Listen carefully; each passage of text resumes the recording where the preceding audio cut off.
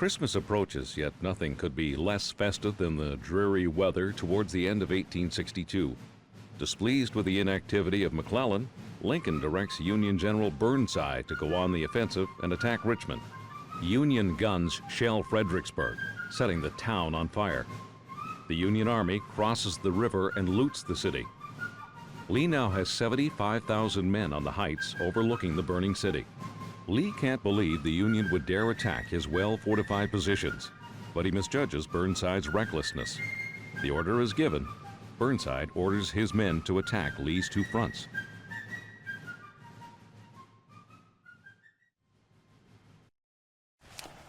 We hold that bridge, soldiers, or we won't be going home for Christmas. We'll be planted here till Judgment Day. When can we get this started? Everyone back home is counting on us. Now move! The Rebs have their reinforcements. We got no... Follow me or die where you stand. Don't forget me. You can still fight. Move!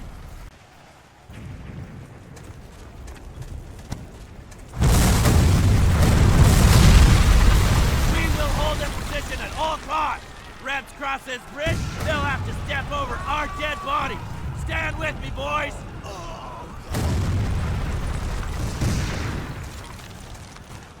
No mercy!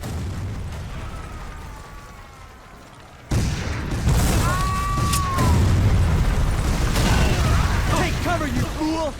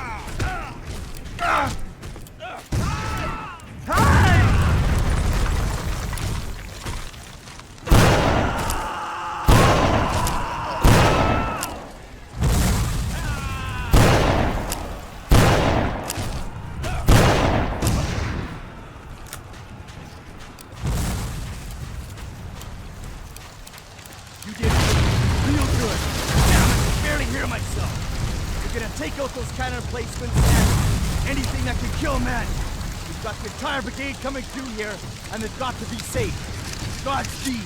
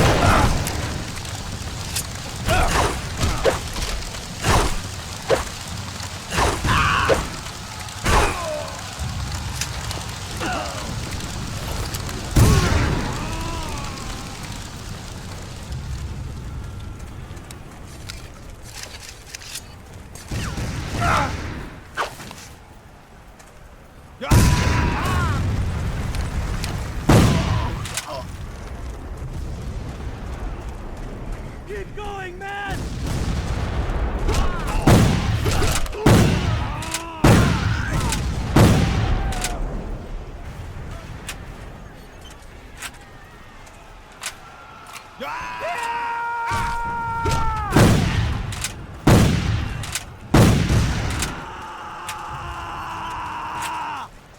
mercy!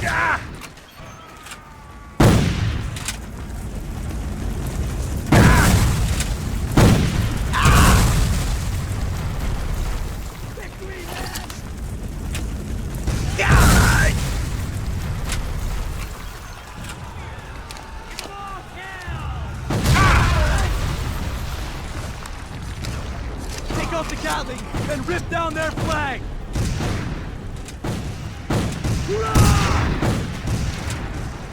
We got him!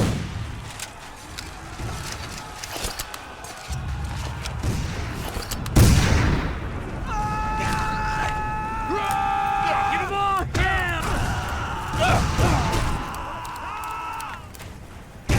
Kill them all!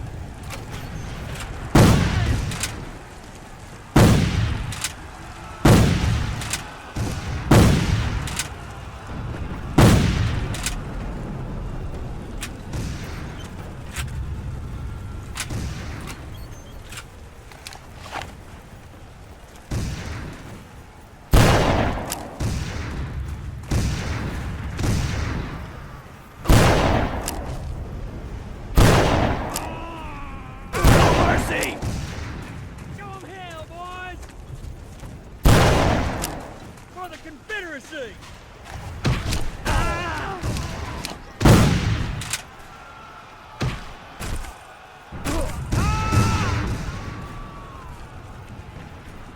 They're falling back!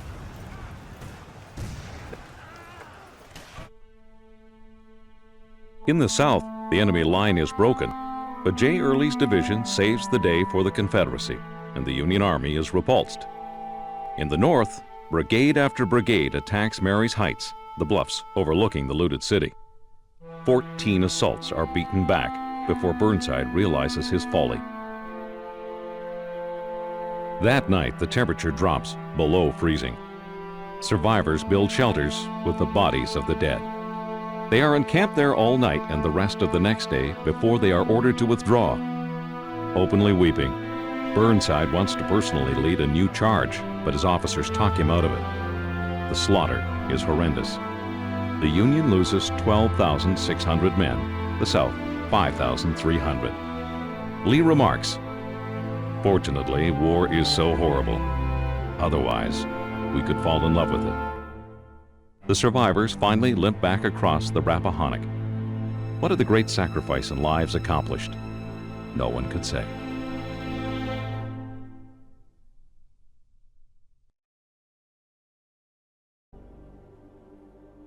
July 1863. Confederate President Jeff Davis urges Lee to take the battle to the north. Lee sends Jeb Stuart around Union lines to invade the north in Pennsylvania. Stuart stumbles upon Gettysburg for no other reason than it warehouses boots, badly needed by his soldiers. Union generals Buford and Meade both converge on the rural Pennsylvania town. In no time at all, a ferocious battle begins. On the second day of fighting, in spite of the advice of his generals, Lee starts to attack the enemy's flanks at Little Round Top. The Federals must hold this position, or their entire line will be exposed to the Southern attack. Soldier, a sizable line of Rebs is coming down on us fast. Use your sniper rifle to pick them off. It's the only chance we got!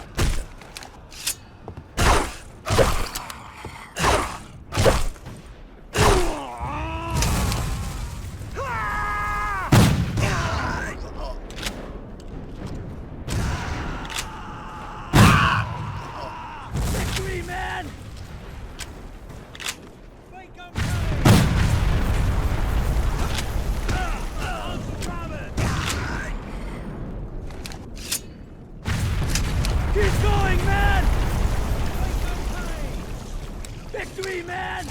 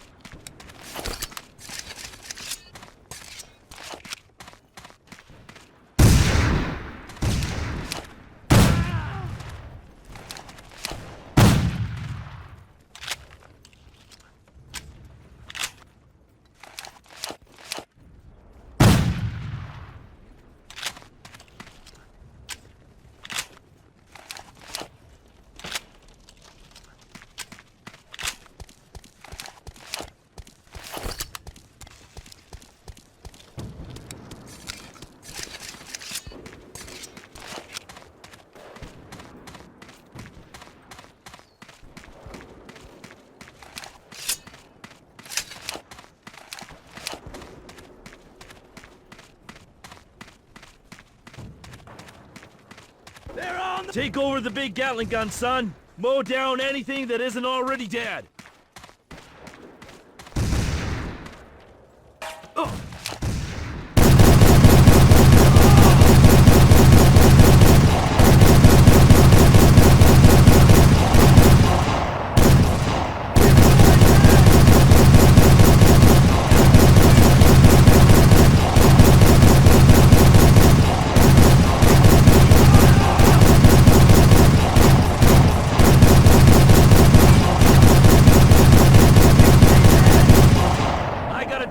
From Commander Chamberlain. Fix bayonets, men. We're going to charge. We've got no other option. Move! No mercy! Follow me! They're ours, man!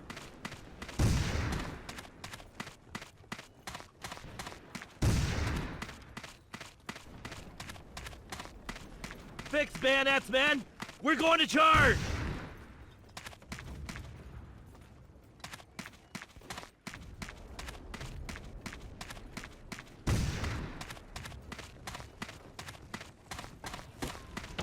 Hey! Make them pay!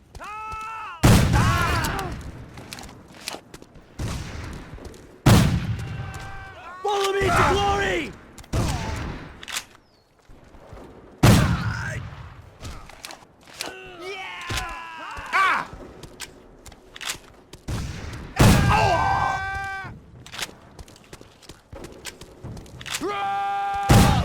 Keep going, man! The third day of battle is no less fateful. Sensing victory, Lee orders General George Pickett to charge an open field, where behind a stone wall the Union Army holds Cemetery Ridge.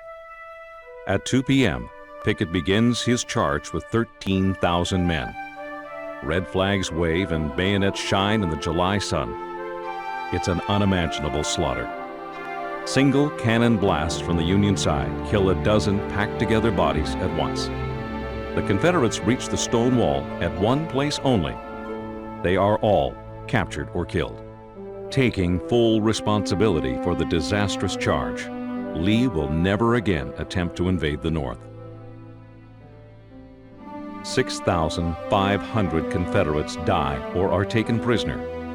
All in all, 51,000 men on both sides are killed during 3 days of warfare. Despite Lincoln's urgent pleas, Meade refuses to attack the retreating army. His own troops are too exhausted.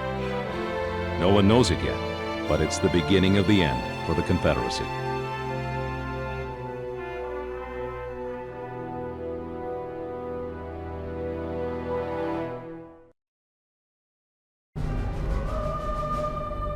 In late November of 1863, the Western theater of war is not going well for the Union.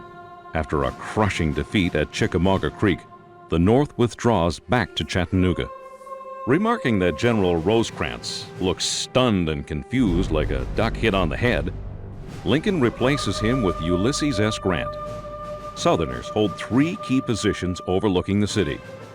General Hooker attacks the South's left flank, Sherman the right.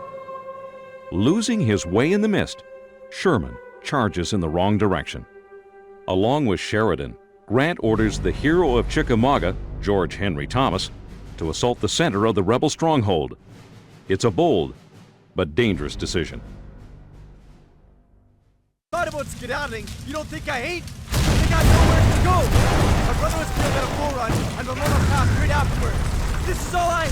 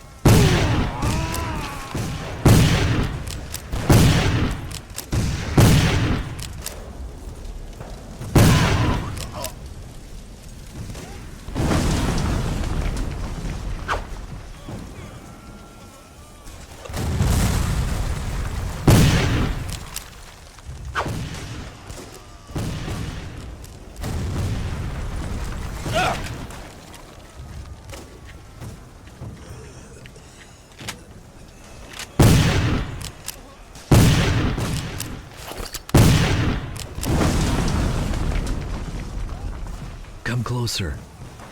There's a weak spot. Enemy lines. Take the news to the commander north of here. Tell him to attack and breach their lines. I wish I could be there with you, son.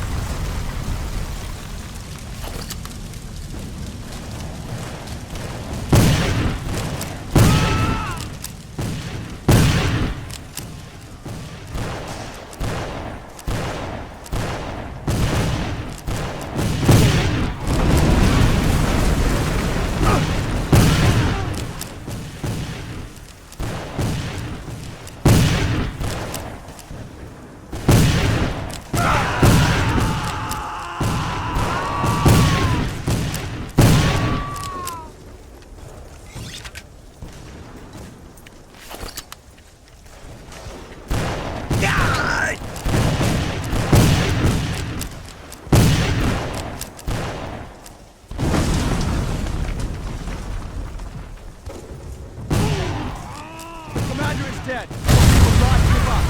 Good is for this final assault. We will send them back to Richmond. Men, prepare to fight!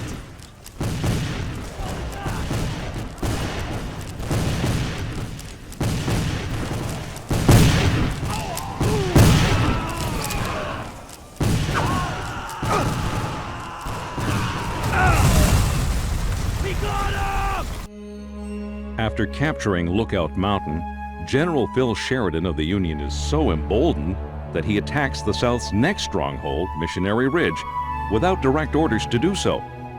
No matter. Nothing the Confederates can do is able to stop him. They withdraw after taking enormous losses. It's a great victory for the North, and the glory goes entirely to Grant, solidifying his hold as Lincoln's top commander. The South will not recover from this stunning defeat, which brings about Bragg's dismissal and opens up the path to the Southern heartland.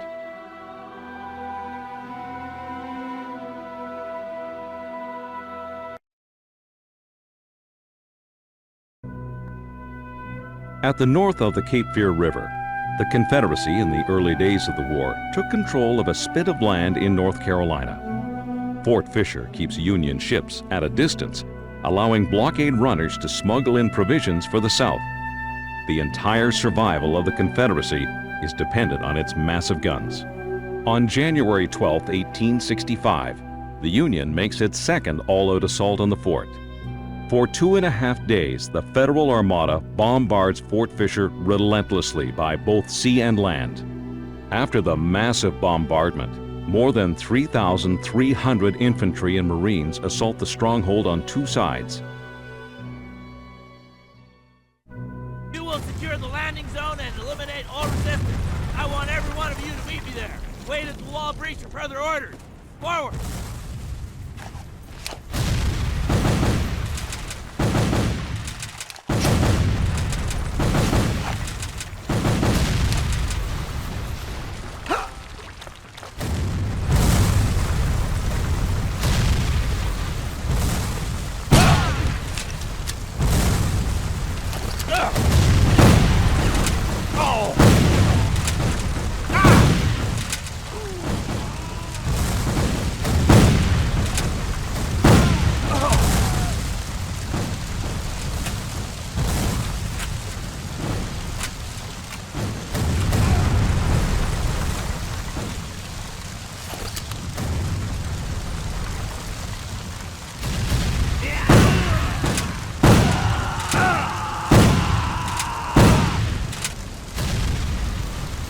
This is nothing but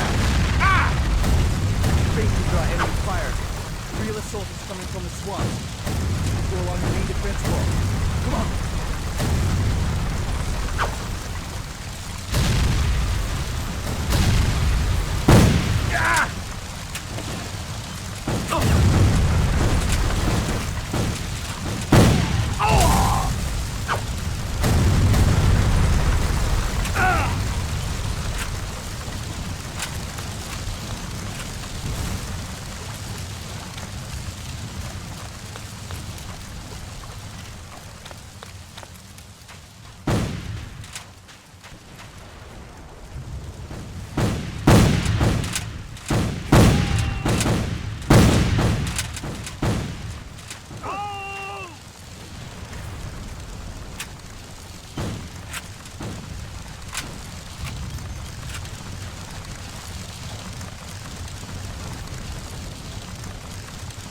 I'm hit, so it's all up to you. Here's a pack of explosives, just in case. Blow that cannon in placement, or our assault is in jeopardy. Don't let me down, soldier.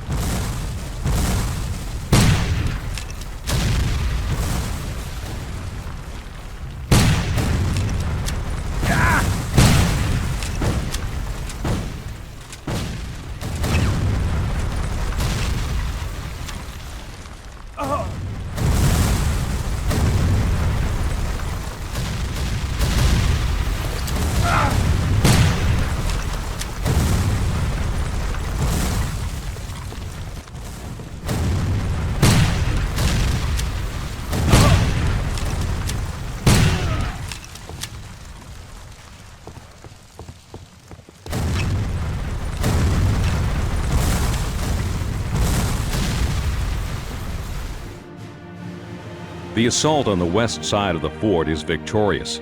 After several hours of horrendous hand-to-hand combat, the rebels call it quits, with only a small contingent retreating to Fort Buchanan. It doesn't take long for them to surrender as well. Wilmington, North Carolina is taken within weeks. Once supplies to the Confederacy are cut, the end is in sight for the Confederacy.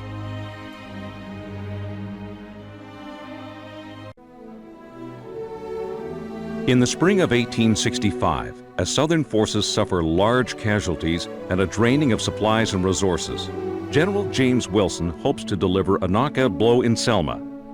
His plan is to capture and destroy the large Confederate arsenal there and draw away Nathan Bedford Forrest from Mobile. Major General Forrest is the war's most daring and colorful commander. No man is more feared by the North, except perhaps Robert E. Lee himself. Forrest gathers his forces to defend Selma. On April 1st, Wilson's advance guard meets Forrest's forward line at Ebenezer Church on the crossroads before the city. An intense standoff takes place at the outer works of the city. Soldiers, we've encountered fierce resistance by Ebenezer Church. You will eliminate that threat at once!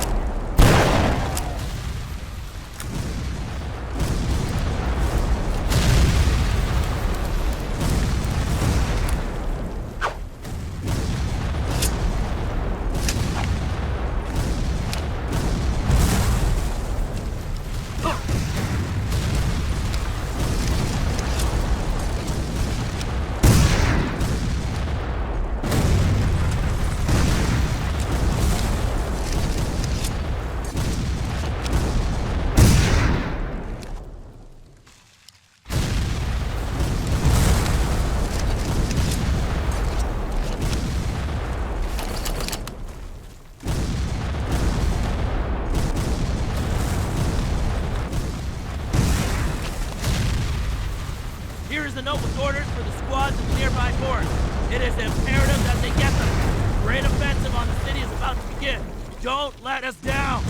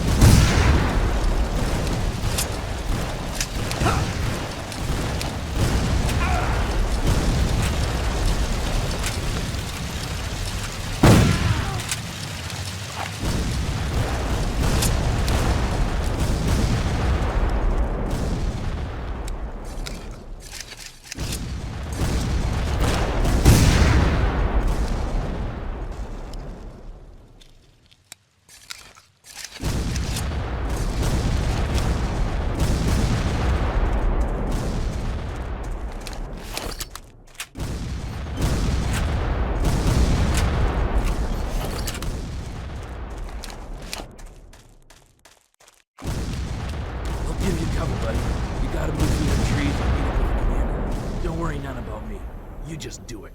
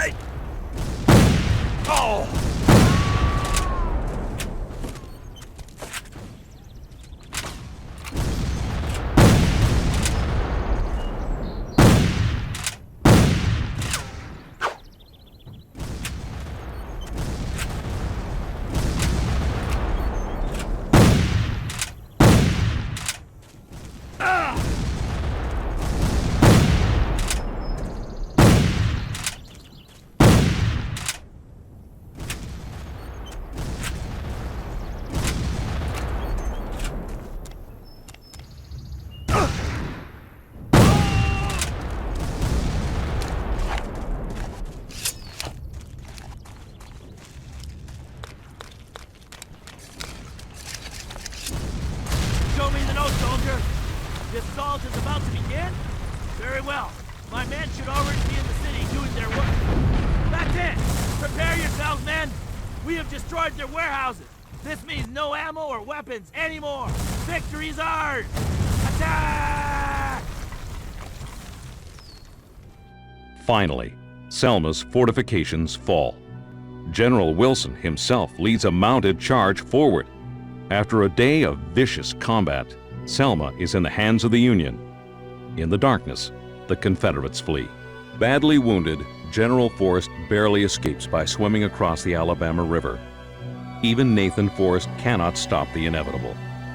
With their main manufacturing centers of Atlanta now captured and Richmond in its last throes, Confederate soldiers worry more about feeding themselves than making war.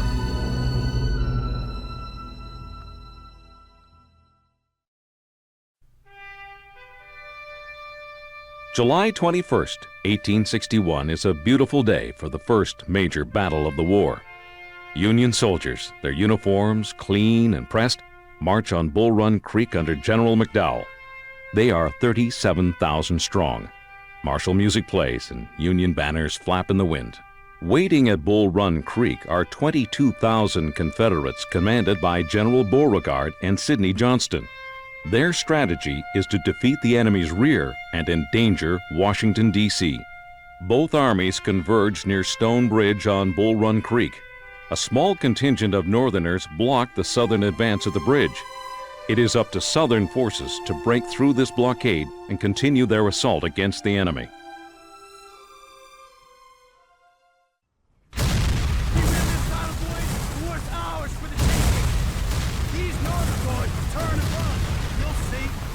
Come!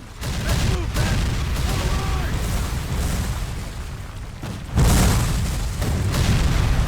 It's straight from family! Oh!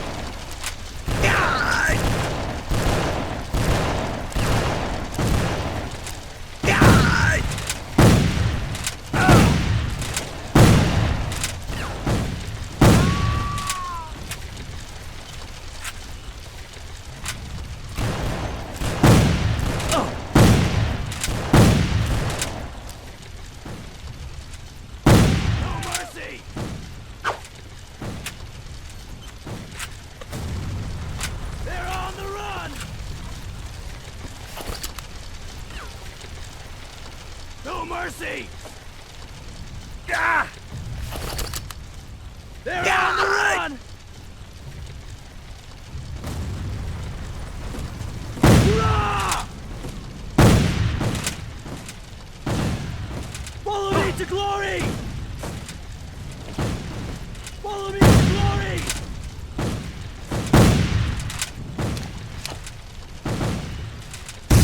Back! They're on the run!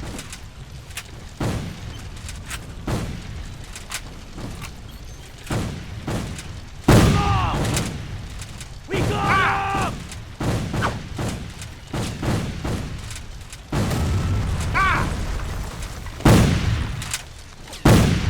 Victory, man!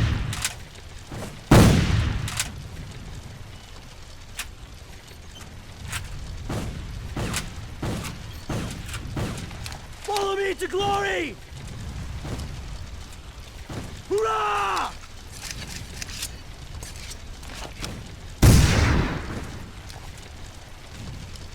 They're falling back!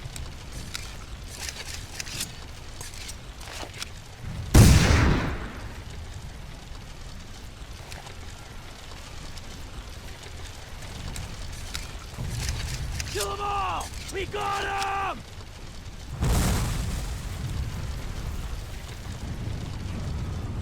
We got 'em!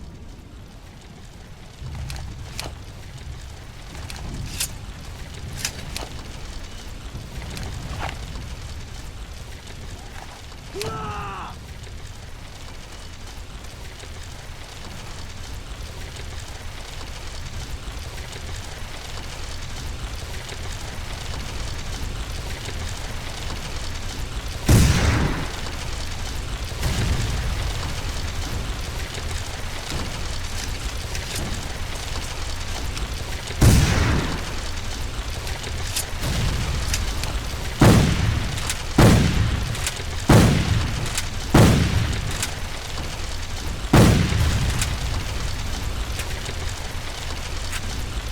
Victory, man!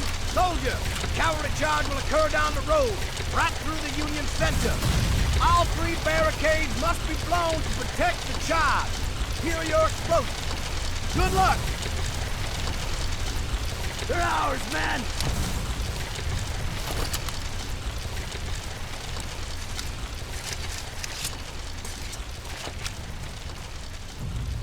Make 'em pay!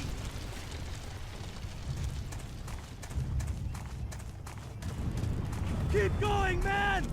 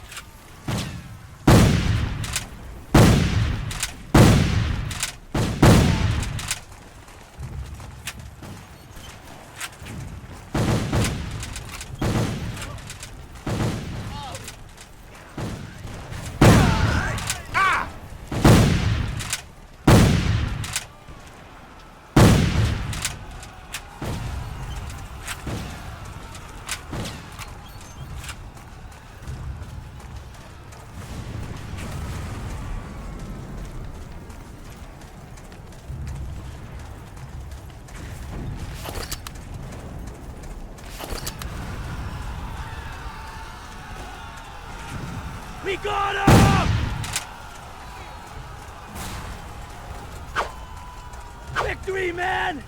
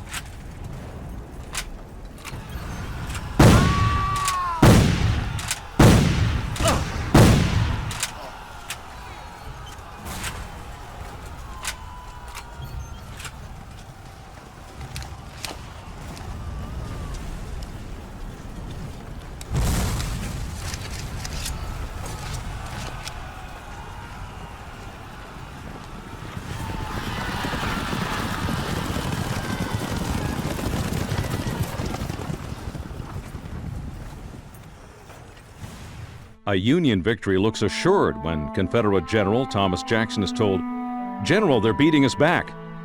He replies calmly, "Then we will give them the bayonet."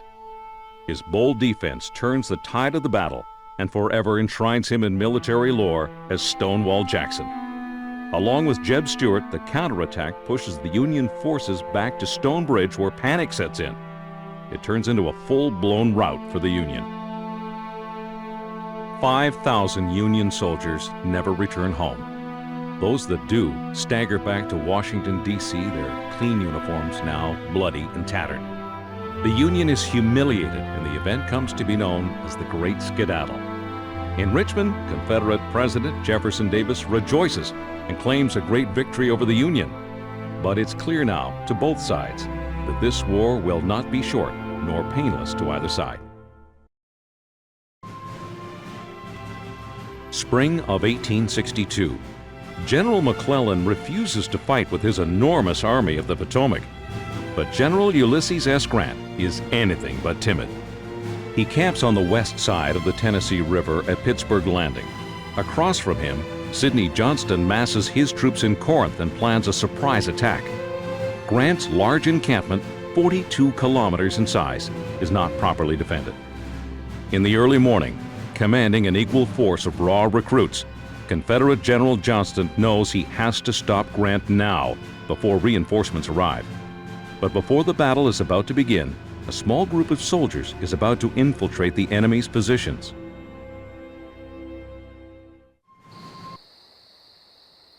Listen up, soldier. You will slip into the center of the Union camp, eliminating all obstacles as you go. That means slitting throats. You will steal into the general's tent and procure strategic documents. You clear? You will then sabotage their survey balloon, and on your way out, destroy the enemy's ammo depot. You will avoid all lighted areas. A platoon of men should be doing this, but you're all I've got. Now don't let me down, son.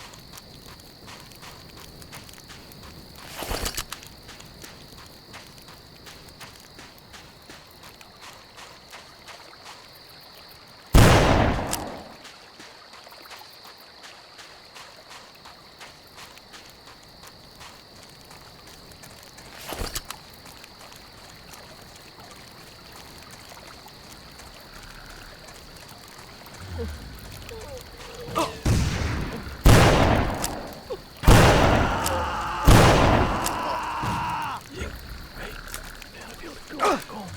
Man, man, I wish we could stop. I'm so tired.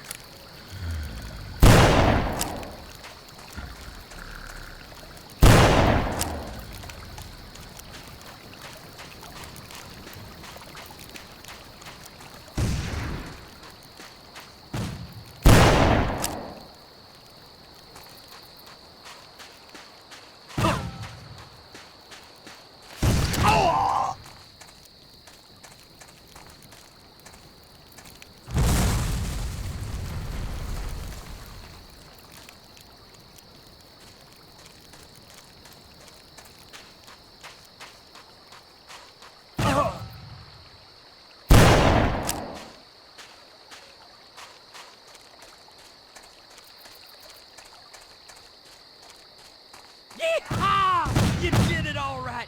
Jeff Davis gonna give you a medal for that, I guess. Now, let's get on out to the boats.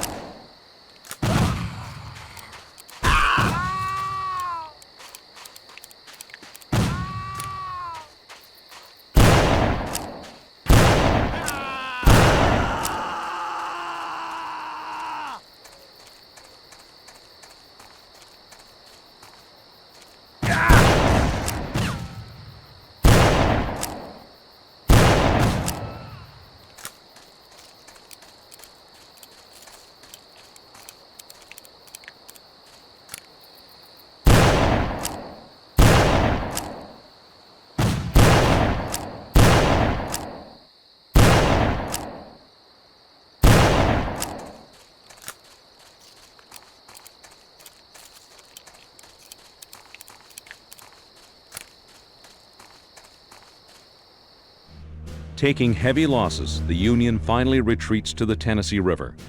They hold that position as a dozen massive assaults are launched and 62 cannons blaze away. Confident of a total Southern victory, General Beauregard is shocked to face 72,000 enemy soldiers the next morning, as Buell has arrived the night before with reinforcements. Grant takes the field and forces the South to withdraw after a murderous engagement. All in all, after 2 days of fighting, there are 23,000 casualties, more than in all previous American wars combined. The costly Union victory shakes the divided nation to its very core. The war is a calamity that will require more bloodshed and sacrifice than anyone could have ever imagined. For Grant, the victory only steels his determination. The way to the South is now open.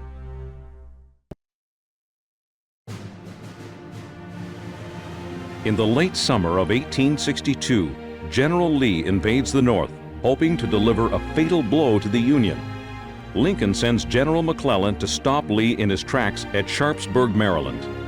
Even though McClellan captures Lee's dispatches, exposing his entire battle plan, the overly cautious Northern general still will not act for 2 days. This gives Lee more and more confidence. The North achieves a temporary advantage at Bloody Lane, where Confederate soldiers are trapped in a sunken road and slaughtered. In the southern section of the battlefield, Burnside attacks the bridge at Antietam Creek. They've crossed the bridge, men. We're gonna stop them before they reach our cannons. Anything that moves is fair game. We said our prayers, so let's go.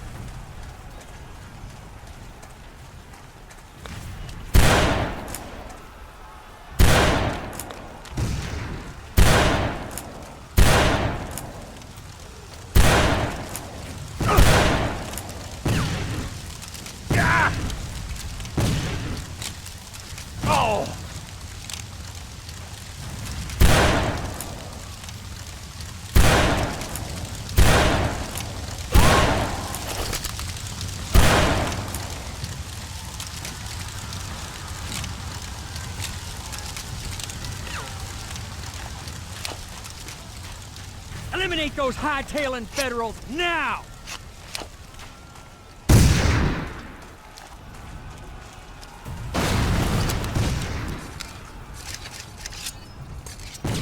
Oh!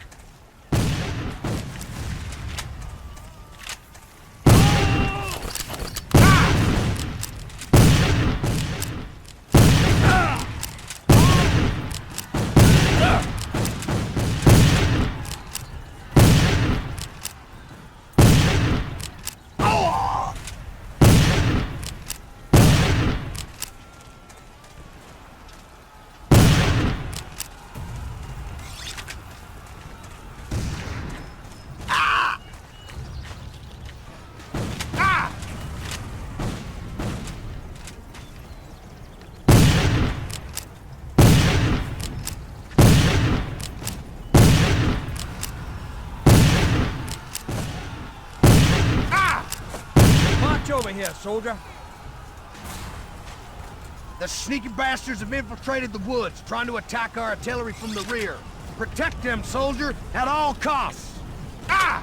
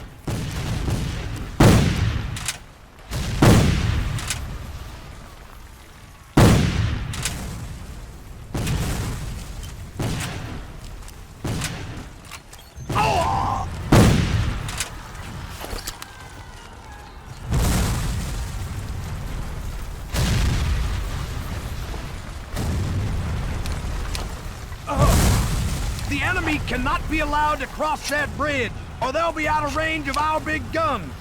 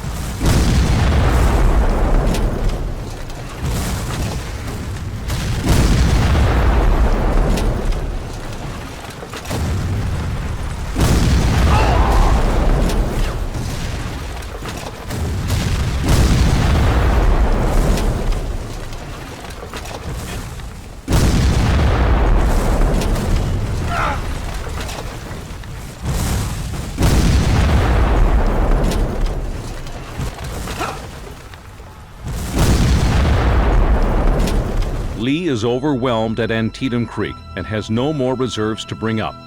It looks like his army will be destroyed when at the last minute General Ambrose Hill arrives with reinforcements and beats back the northern advance. The next day, Lee expects an all-out attack and certain destruction, but no attack comes. Once again, McClellan allows the great general to escape. He retreats back into Virginia, able to fight another day.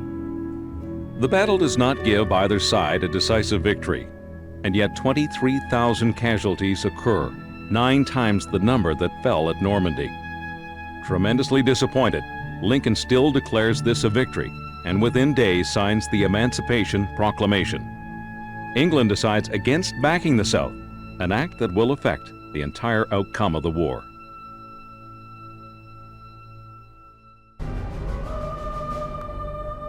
One of the Union's brightest stars, General Hooker has a good plan to feint an attack on Lee at Fredericksburg, then march up the Rappahannock, cross the river, and attack Lee's rear. On April 30th, 1863, with 90,000 men, Hooker's main force reaches Chancellorsville. On May 2nd, Hooker stops his army when reaching Stonewall Jackson's troops. His officers urge him to press forward, but he delays. With 15,000 men, Lee keeps Hooker bottled up in the woods. Jackson leads the rest around the Union lines to attack their rear at Chancellorsville. Completely off guard, the Union troops fall back before darkness falls, desperately trying to ward off the attacking Southern forces. Move closer, soldier. Your job is to take out those signal towers yonder. Shoot any snipers or guards on the way. Understood? You do that, and there's a bigger prize. The ammo depot at the end of the camp. I'm counting on you, boy.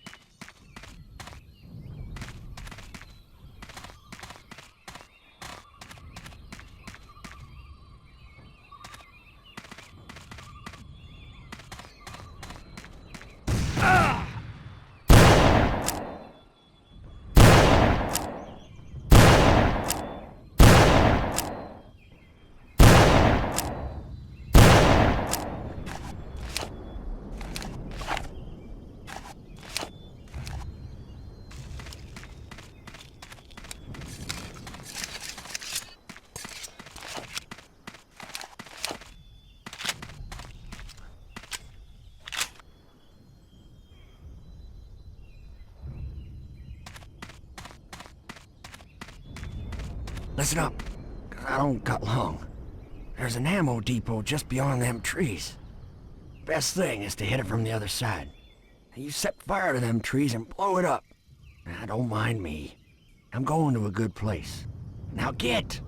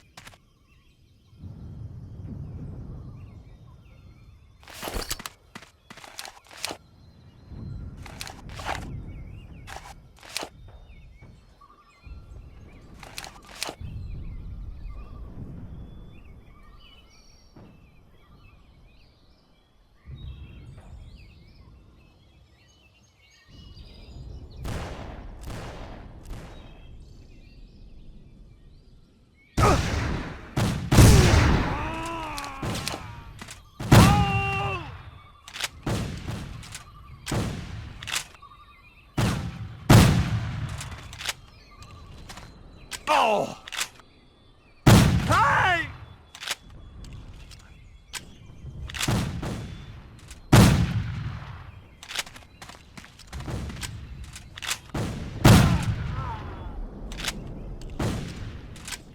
God!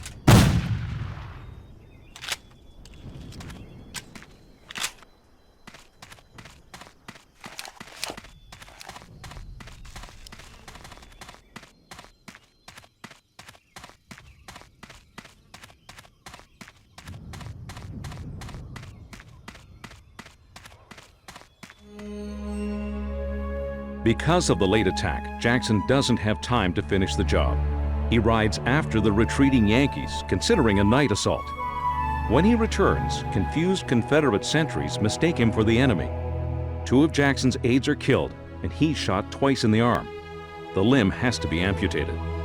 The next day, Hooker orders a retreat, and the Union Army crosses back over the Rappahannock. The defeat is total. Hooker loses 17,000 men. It's Lee's costliest victory to date. He loses 13,000 men, including his best general.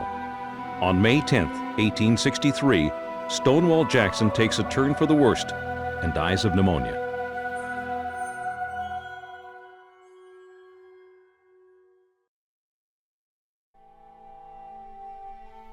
In the summer of 1863, Union General William Rosecrans forces the Confederate Army out of Chattanooga and into Georgia.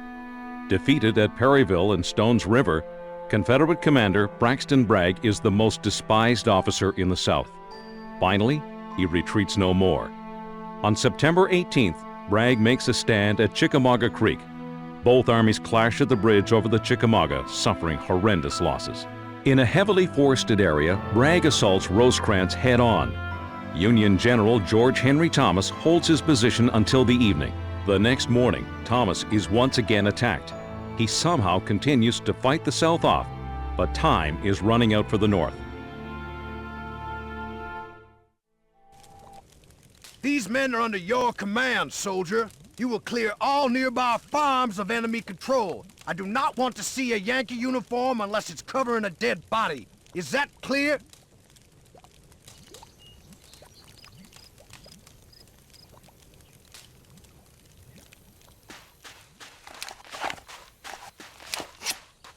Send them back home, soldiers!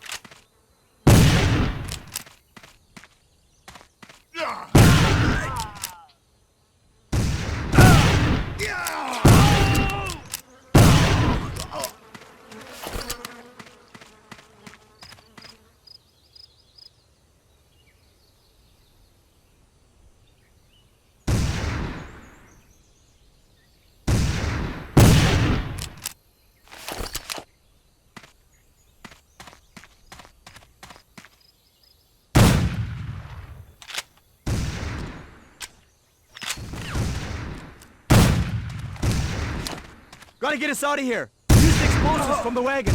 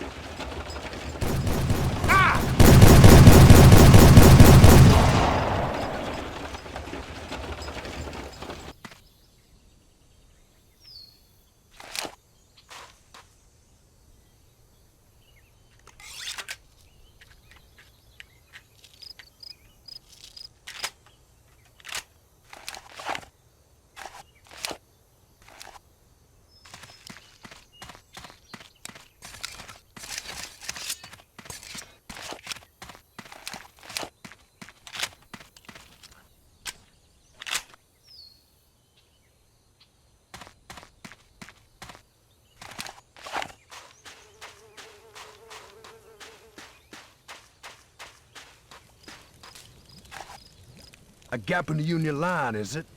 Very well. We'll take full advantage. Bring me a courier. Soldiers, prepare for an assault. You've done well, soldier. The battle may well turn at your initiative. The Union hastily withdraws from a ferocious rebel attack. Fortunately, General Henry Thomas commands the remnants of 7 divisions of the Army of the Cumberland. He repulses assault after assault, barely averting a complete rout of the Union. He later is lionized as the Rock of Chickamauga for the heroics he shows that day. It turns out to be the 2 bloodiest days of the war. The Yankees lose over 16,000 men, and the South over 20,000. Licking their wounds, the North withdraws to Chattanooga. Humiliated by the loss, Lincoln replaces Rosecrans with Grant. It turns out to be his best decision of the war.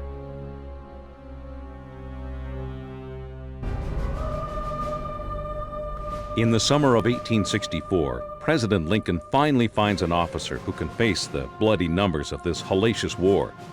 Ulysses S. Grant, now commanding the largest army in the world, 500,000 strong. When he faces Lee for the first time, he is soundly defeated. But unlike every other Northern general before him, he does not retreat. He forges ahead relentlessly towards Richmond. Lee surmises Grant's intentions and marches quickly to stop him. General Grant concentrates his army next to Cold Harbor, where Lee has already staked his position.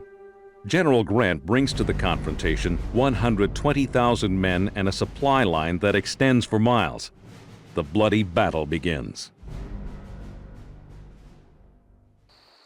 Don't just sit there. I got word we're on the move.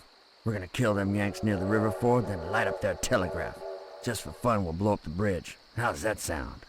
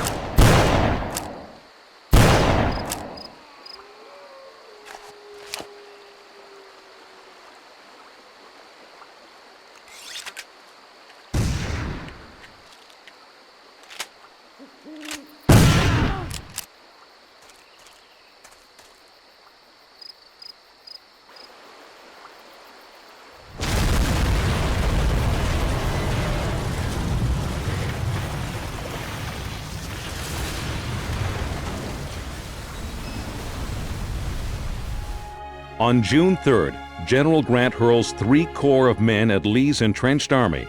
The battle is quick and decisive. In 20 minutes, 7,000 men are killed. Despite the terrible loss of life, it's a standoff. The South stops the North temporarily, but cannot halt their relentless march on Richmond. Despite its heroism and willingness to sacrifice all for the Confederacy, the South cannot match the superior numbers and resources of the Union. The end is in sight for the brave soldiers in blue.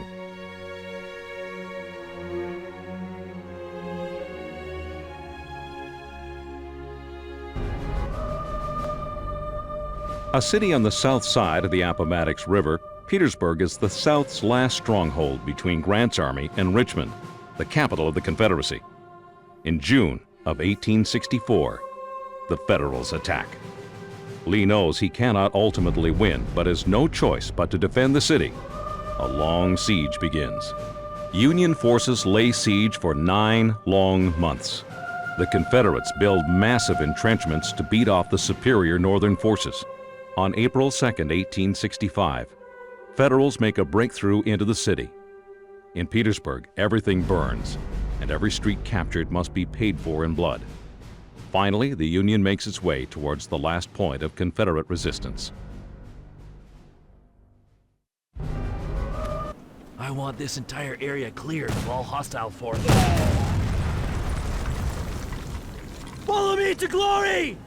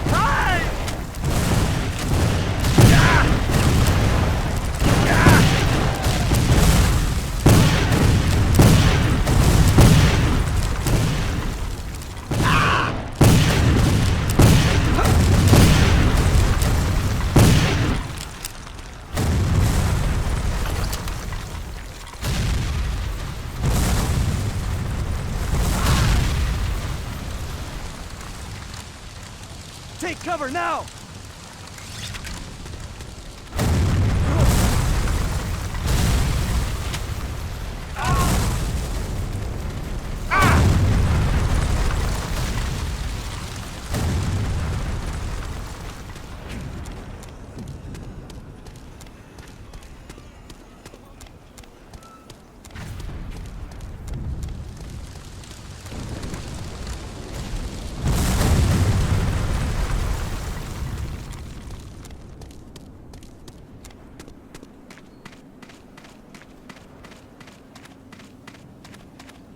I don't know about you, but I want to be the one to tear down that rebel flag.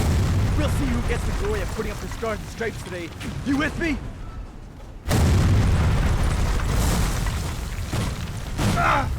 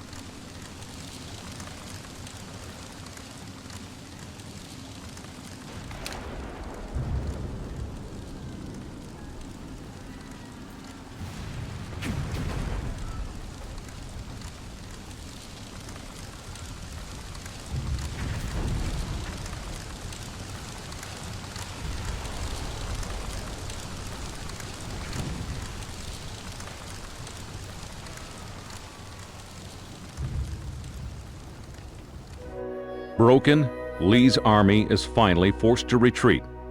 President Davis is in church when he receives a message from Lee that he can no longer hold Petersburg. Richmond must be evacuated. This terrible war that divided neighbor from neighbor and tore families apart is close to its bloody end. After losing well over 100,000 men in this battle alone, Grant has done what no other Northern general has achieved. From now on, the country is finally able to look towards the future and begin the great healing process that will unite the nation once again.